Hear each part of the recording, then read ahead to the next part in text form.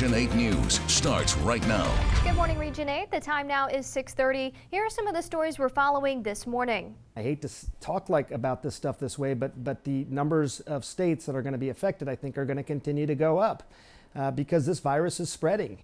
More concerns over the coronavirus as cases continue to rise across the country. Get on the ground! Get on the ground! A Region 8 deputy is now on paid leave after a video of him responding to a domestic disturbance surfaced online. It looks like it's going to be a hot and sunny day here in Region 8. Let's head on over to Brian for a look at your forecast.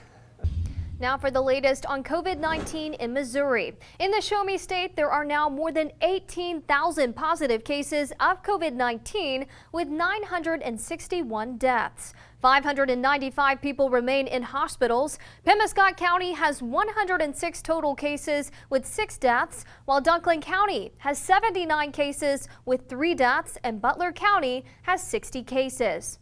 The Butler County Health Department continues to provide free COVID-19 testing for anyone. Health Department Administrator Emily Gooden says this week they're offering 2 different COVID-19 tests. They're providing the rapid test that allows you to get your results in 20 minutes and the regular COVID-19 test that is sent to a lab. Testing is free and for anyone, not just Butler County residents. We now are running the risk of going backwards, of not even trying to catch up. Our hospital beds have about 17% left in capacity. We are in a crisis situation.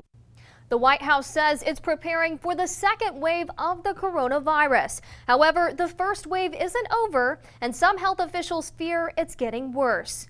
The number of new infections is rising as summer continues. 23 states are seeing week-to-week hikes in new cases, and that upward trend is expected to continue. The new hotspots are in the South. Both Arkansas and Missouri have seen recent increases, and the West, including Arizona, where President Trump is scheduled to appear later today. In some areas, the pandemic appears to have shifted towards younger Americans. Their lungs, 60% of them have what is called ground glass opacity, which is going to show up later as a serious lung disease. So these young people who think they're getting off scot-free, oh, I got infected, it's not scot-free. Nationally, new confirmed cases rose above 30,000 for 2 straight days this weekend. That's the highest since May 1st. 10 states saw their highest 7-day average of new infections, including Florida, Georgia, and California. The Missouri State Highway Patrol wants everyone to stay safe on the state's waterways this summer. Troopers encourage everyone to wear a life jacket and swim with a buddy so someone knows if you go missing. If you're floating, check conditions before you leave because heavy rains can affect conditions. They also want to remind you not to drive a boat if you've been drinking.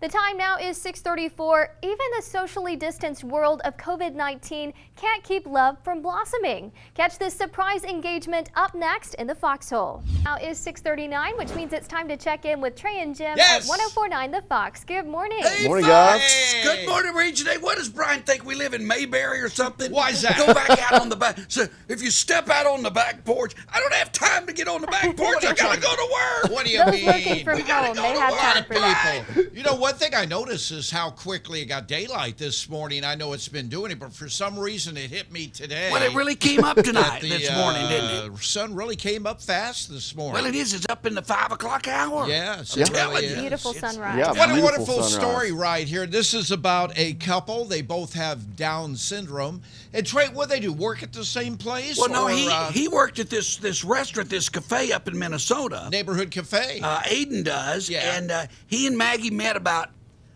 7 months ago, and from the moment they met, This is what you call love at first sight. Aiden started planning the engagement, how he was going to Aw. ask Maggie to marry him. And he got the rose petals, Look he at got that. down on one knee. Her mom, Kathy, Maggie's mom. has yeah. stage 4 pancreas cancer, so she's not doing well. Watching, she's obviously spent her lifetime, Oh, my goodness. worried about her daughter's future. And now she gets to see this come to fruition. And she just hopes she makes it out of the hospital long enough to see Maggie's dream come true. I think she will. I believe she will. Let Kinda me make tell me you, there's a lot emotional of before love right 7 there. a.m. Oh, I'm telling you. And you can tell they just really love each other. Look at Yeah. that. That's love Beautiful right there. couple. Oh, Beautiful. man. Congratulations to the God couple. bless y'all for Was sharing that Adam? Was that who came up with that story? That's a Don't good do that story. that That early was in the me. morning like that. That was That's me. a good Big one. cry, man. That's a good I'm one, sorry man. about that, guys.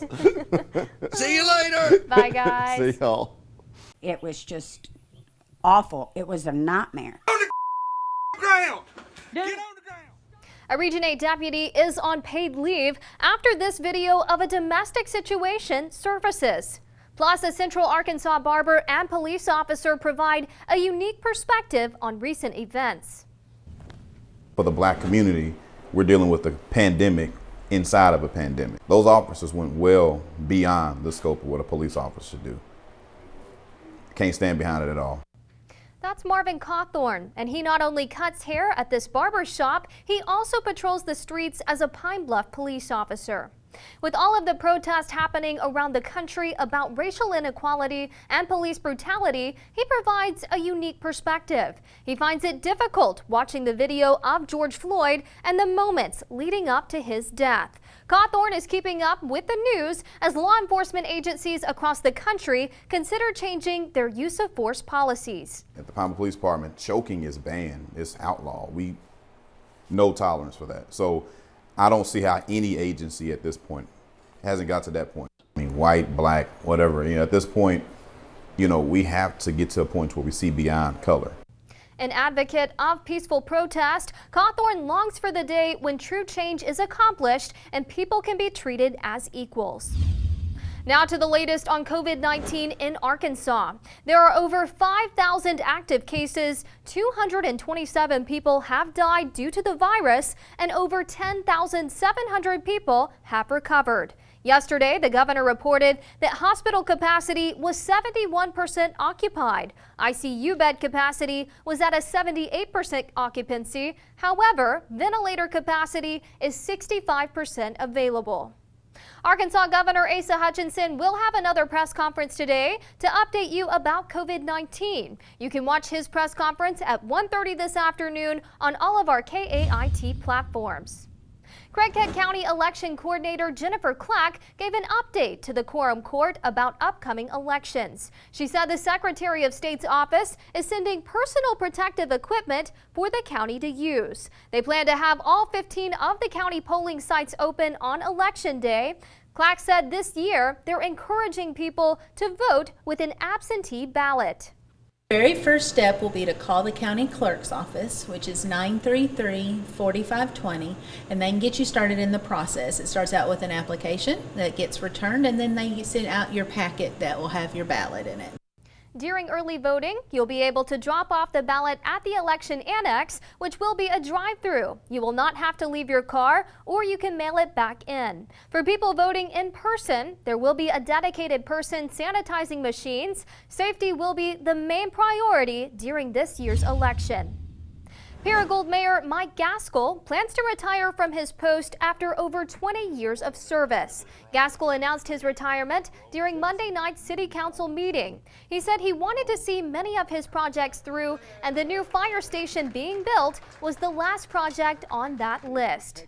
And speaking of that fire station, it's still on track to be finished around September. This video is from May. The exterior of the building looks nearly completed. Chief Kevin Lang says the contractors still have interior work to wrap up, like painting, installing doors, and widening the driveway. Chief Lang says it's all going as planned, even the $4.7 million budget. I feel like we've done a good job in being good stewards of that money and using it to get the things that we need to provide better service.